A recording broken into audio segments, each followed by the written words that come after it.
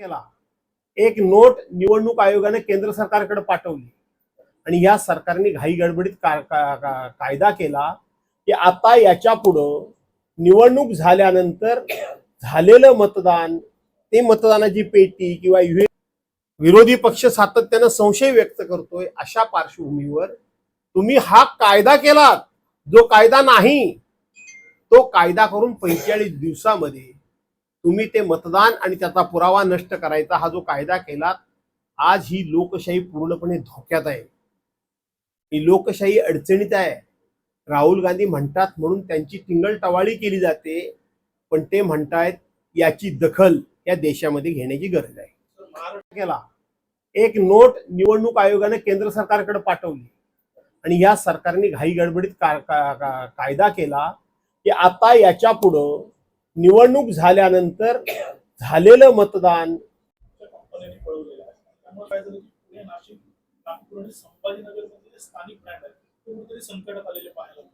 असं आहे प्रणवजी की उद्धव साहेब जे सातत्याने सांगतायत की 2 गुजराती नेते आणि त्यांच्या जोडीला आता 3रा गुजराती नेता अदानी, म्हणजे देशाचे राज्यकर्ते 2 गुजराती नेते आणि 3रा अदानी यांनी महाराष्ट्राचं आणि मुंबईचं संपूर्ण महत्व या ठिकाणी कमी करणं, ती खिळखिळी करणं आणि मुंबईला पूर्णपणे या ठिकाणी कंगाल करणं हे यांचं स्वप्नच आहे।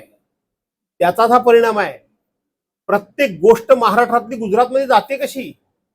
गुजरातची प्रगती व्हायला आमचा विरोध नाही, पण महाराष्ट्राची प्रगती थांबवून महाराष्ट्रामध्ये डेव्हलप झालेले बिझनेस हे महाराष्ट्रातच ठेवण्याच्या ऐवजी ते गुजरातमध्ये नेऊन गुजरातची प्रगती करणं, पर्यायानं महाराष्ट्र खिळखिळा करणं, महाराष्ट्र दुबळा करणं, हा जो काही एक दुष्ट हेतू आहे आणि तो दुष्ट हेतू साध्य व्हावा म्हणूनच उद्धव बाळासाहेब ठाकरे यांचं सरकार पाडण्यात आलं। लोकांना असं वाटतंय की उद्धव बाळासाहेब ठाकरेंचं सरकार पाडण्यात आलं, ते उद्धव साहेबांचे आमदार फुटले म्हणून ते पाडण्यात आलं, ते फोडले गेले। अजितदादा पवारांचा 70,000 कोटीचा भ्रष्टाचार गेला कुठं? सुनील तटकरेंची दिवाळी त्या ठिकाणी जेलमध्ये होणार होती, ती गेली कुठं? प्रफुल्ल भाई इक्बाल मिर्चीचे साथीदार होते, ते झालं काय? पुढं झालं काय? प्रताप सरनाईकांच्यावर एवढे आरोप झाले, ते झालं काय? रवींद्र वायकरांच्यावर आरोप झाले, त्याचं झालं काय? नवाब मलिकांच्यावर एवढे आरोप झाले, त्याचं झालं काय? भुजबळ साहेबांच्यावर एवढे आरोप झाले, त्याचं झालं काय? भावना गवळीवर एवढे आरोप झाले, त्याचं काय झालं? त्या ठिकाणी अर्जुन खोतकरांच्यावर आरोप झाले, त्याचं काय झालं? काय झालं काय? अशी 100 उदाहरणं मी देईन। आता सुधाकर बडगुजरांना ह्यांनी घेतलंय आणि म्हणून जे काय चाललंय ते अतिशय अतिशय अतिशय ह्या देशाच्या एकतेला, अखंडतेला आणि पूर्णपणे स्वातंत्र्याला धोका देण्याचंच काम चाललंय। या देशातल्या जनतेने सावध राहण्याची गरज आहे। उद्धव साहेब जे तळमळीनं, तडफेनं सगळी संकट अंगावर घेऊन जे बोलतायत ते उगाच बोलत नाहीयेत, त्याचा शब्दशः अर्थ समजून घेतला पाहिजे। शिवभजन जी योजना आहे, कसं आहे, हे सरकार इतकं बेमुरवतखोर आहे, या सरकारचा अधिकाऱ्यांच्यावर कुठल्याही प्रकारचा आता दबाव, प्रशासनावर कुठल्याही प्रकारची वचक राहिलेला नाही। मंत्री नुसते येतात आणि सगळं गुडी गुडी गुडी गुडी छान छान उत्तम उत्तम असं करतात आणि निघून जातात। 5 म्हशी त्या शेतकऱ्याच्या मेल्या, तो हा शेतकरीचा इकडे यावं, ह्याच्या चेहऱ्यावर बघा हा किती गरीब माणूस आहे तो, हा हे प्रमोद कदम यांच्या 5 म्हशी लाईटची वायर तार पडून शॉक लागून मेल्या आणि 6वी म्हैस मरणाच्या दारात आहे, ती तडफडतीये। काय करायचं या गरिबांनी? या नालायक अधिकाऱ्यांना खरं सांगितलं तर उलटे टांगून मारले पाहिजेत। ही आम्ही भाषा जेव्हा वापरतो तेव्हा लोक आम्हाला रफ भाषा बोलतात म्हणून सांगतात, अरे तुम्ही वायरला गार्डिंग केलंच नाही। प्रत्येक ठिकाणी ज्या ठिकाणी तुम्ही तारा जोडता पोलवर, तिथं गार्डिंग करावं लागतं। एखादी तार तुटली तर त्या गार्डला ती टच होऊन तिचा प्रवाह खंडित होतो, ती डिस्कनेक्ट होते। ज्या अर्थी ती तार खाली पडली आणि ती जिवंत राहिली, म्हणजे त्यातून वीज वाहिनी वाहत राहिली, त्या अर्थी त्या ठिकाणी गार्डिंग झालेलं नाही। आणि म्हणून अशा अधिकाऱ्यांना खरोखरच उलट टांगून मारलं पाहिजे। पण अधिकारी सुद्धा इतके बेमुरवतखोर झालेत त्यांना मंत्र्या-बित्र्यांचा काही वचक राहिलेला नाही. त्याच्याकरता हे असे गरीब शेतकरी जे बिचारे आहेत हे बळी जातात. या माणसाने काय करायचं? मी जाणार आता एमएससीबी मध्ये. मागील 2 देखील विचारला जातोय, कारण सरकारने याबाबत एक पाऊल मागे कुठेतरी घेतलेलं पाहायला मिळते. संबंधितांची चर्चा करूनच निर्णय घेऊ असं दादा भुसे यांनी म्हटले. त्याचप्रमाणे राज ठाकरेंची देखील सगळ्यांची चर्चा करू आणि मगच निर्णय या संदर्भात. देवेंद्र फडणवीसांसारखा चलाक माणूस या महाराष्ट्रामध्ये शोधून सापडणार नाही. तो चांगल्या अर्थानं की वाईट अर्थानं तो अर्थ तुम्ही लावा. मागच्या वेळेलाच त्यांनी सांगितलं होतं की आम्ही कुठलीही मराठी भाषेची तिसरी भाषा म्हणून जबरदस्ती करणार नाही, लादणार नाही, हे सांगितलं होतं. त्यानंतर दादा भुसे जे ते शिक्षण मंत्री आहेत त्यांनी सांगितलं की आम्ही तो विषय मागे घेतला. आम्ही आता मराठी भाषा ही तिसरी भाषा म्हणून कंपल्सरी जी करणार होतो ते आम्ही करणार नाही असं सांगितलं. गेल्या 8-10 दिवसात काय झालं? कोणाकोणाच्या गाठीभेटी झाल्या मला माहित नाही, मी विचारतोय तुम्हाला. आणि अचानकपणे हा मराठी भाषेचा मुद्दा राज्याच्या मुख्यमंत्र्यांनी समोर आणला. महाराष्ट्राला कळतं महाराष्ट्र एवढा आंधळा नाहीये, महाराष्ट्र एवढा दुधखुळा नाही. पण मला माहित नाही की हा बासनात गुंडाळलेला मुद्दा अचानकपणे पुढे का आला. याचा शोध तुम्ही पत्रकारांनी घेतला पाहिजे आणि तो तुम्ही घ्याला. 25% मतदान वाढलेलं आहे. मी मगाशीच सांगितलं ही फार चिंताजनक गोष्ट आहे. कालच वंचित बहुजन विकास आघाडीचे नेते प्रकाशजी आंबेडकर यांनी जे हायकोर्टामध्ये एक रीट दाखल केलेला आहे त्याच्यामध्ये त्यांनी म्हटलंय की शेवटच्या 2 तासामध्ये 70 लाख ते 60 लाख मतदान वाढलंय. कसं वाढलं? आणि त्याच्यावर हिअरिंग झालं आणि त्याचा निकाल 25 तारखेला लागणार आहे. राहुल गांधींनी हे सगळे पुराव्यानिशी या सगळ्या गोष्टी मांडल्या आणि त्यांनी निवडणूक आयोगाकडे मागणी केली की 5 ते 7 या शेवटच्या 2 तासामध्ये जे मतदान झालं महाराष्ट्र विधानसभेच्या निवडणुकीमध्ये त्या मतदानाची आकडेवारी द्या, त्याचं सीसीटीव्ही फुटेज द्या, त्याची सगळी माहिती द्या. तुम्हाला माहित आहे का या कंपन्यांनी पळवलेलं आहे.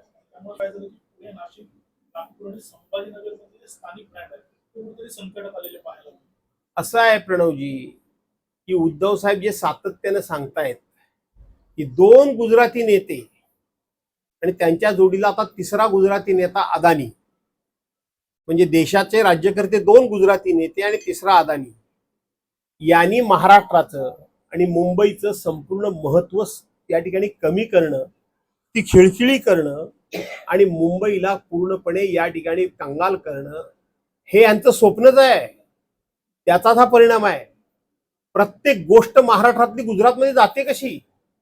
गुजरातची प्रगती व्हायला आमचा विरोध नाही, पण महाराष्ट्राची प्रगती थांबवून महाराष्ट्रामध्ये डेव्हलप झालेले बिझनेस हे महाराष्ट्रातच ठेवण्याच्या ऐवजी ते गुजरातमध्ये नेऊन गुजरातची प्रगती करणं, पर्यायानं महाराष्ट्र खिळखिळा करणं, महाराष्ट्र दुबळा करणं हा जो काही एक दुष्ट हेतू आहे आणि तो दुष्ट हेतू साध्य व्हावा म्हणूनच उद्धव बाळासाहेब ठाकरे यांचं सरकार पाडण्यात आलं. लोकांना असं वाटतंय की उद्धव बाळासाहेब ठाकरेंचं सरकार पाडण्यात आलं, ते उद्धव साहेबांचे आमदार फुटले म्हणून ते पाडण्यात आलं. ते फोडले गेले. अजितदादा पवारांचा 70,000 कोटीचा भ्रष्टाचार गेला कुठं? सुनील तटकरेंची दिवाळी त्या ठिकाणी जेलमध्ये होणार होती ती गेली कुठं? प्रफुल्ल भाई इक्बाल मिर्चीचे साथीदार होते ते झालं काय? पुढं झालं काय? प्रताप सरनाईकांच्यावर एवढे आरोप झाले ते झालं काय? रवींद्र वायकरांच्यावर आरोप झाले त्याचं झालं काय? नवाब मलिकांच्यावर एवढे आरोप झाले त्याचं झालं काय? भुजबळ साहेबांच्यावर एवढे आरोप झाले त्याचं झालं काय? भावना गवळीवर एवढे आरोप झाले त्याचं काय झालं? त्या ठिकाणी अर्जुन खोतकरांच्यावर आरोप झाले त्याचं काय झालं? काय झालं काय? अशी 100 उदाहरणं मी देईन. आता सुधाकर बडगुजरांना ह्यांनी घेतलंय आणि म्हणून जे काय चाललंय ते अतिशय अतिशय अतिशय ह्या देशाच्या एकतेला, अखंडतेला आणि पूर्णपणे स्वातंत्र्याला धोका देण्याचंच काम चाललंय. या देशातल्या जनतेने सावध राहण्याची गरज आहे. उद्धव साहेब जे तळमळीनं, तडफेनं सगळी संकट अंगावर घेऊन जे बोलतायत ते उगाच बोलत नाहीये. त्याचा शब्दशः अर्थ समजून घेतला पाहिजे. शिवभोजन जी योजना आहे मी काय सांगू त्याच्यामध्ये? आता मी नाराज आहे. आता माझ्या कार्यालयाच्या उद्घाटनाला तुम्ही एवढे मोठ्या संख्येनं आलेत प्रणव पुळेकरांसारखा खास माझा मित्र रत्नागिरीतून सुद्धा आलेला आहे. या सगळ्या भानगडीमध्ये मी नक्की कुठे आहे ते बघायला. तर माझ्या कारल्याचा बोर्ड, माझ्या कारल्याचं एकंदरीत स्वरूप हे बघितल्यानंतर मी उद्धव बाळासाहेब ठाकरेंच्यावर नाराज आहे की नाही, हे जे कोण आरोप करतात त्यांना जर कळलंच नसेल किंवा कळणारच नसेल तर त्याबाबत मी वारंवार खुलासा करून काही फायदा होणार नाही. स्थानिक स्वराज्य संस्थेसाठी यावेळी महत्वाचे आहेत. आणि, एकूण राजकीय परिस्थिती पाहता अशा वेळेस तुमच्याकडे मध्यंतरी विदर्भाची जबाबदारी देण्यात आलेली होती. आता तुम्ही सिंधुदुर्गची पासून दौरा करणार असं म्हणताय. एकंदरीत पक्षाने काय देऊ नये पक्षानं, हे पक्षाला मी सांगणारा कोण, आणि पक्षाने द्यावं की न द्यावं हे पक्षाने ठरवायचं. परंतु कालच माझे सहकारी माजी आमदार वैभव नाईक यांचं माझं बोलणं झालं. तिथे आमचे संदेश पारकर आणि त्यांचं माझं बोलणं झालं. बाकीचे सगळे आमचे जुने जाणते सहकारी त्यांचं माझं बोलणं झालं. त्यांचं म्हणणं आजही उद्धव बाळासाहेब ठाकरेंची शिवसेना इथं ताकदीनं उभी आहे, पण त्यांना एका भक्कम आणि तितक्याच ताकदीच्या नेतृत्वाची गरज आहे. आक्रमक नेतृत्वाची गरज आहे, लढवय्या नेतृत्वाची गरज आहे, निर्भीड नेतृत्वाची गरज आहे. आणि म्हणून तुम्ही या असं त्यांचं म्हणणं आहे. आणि म्हणून माझ्याकडे जबाबदारी दिली नाही दिली यापेक्षा शिवसैनिक म्हणून एकमेकाच्या मदतीला जाणं हे शिवसैनिकाचं काम आहे. आणि म्हणून मी त्यांच्या मदतीला जाणारच आहे, त्रिभाषेच्या पूर्व तिकडे जाणारच आहे. त्रिभाषेच्या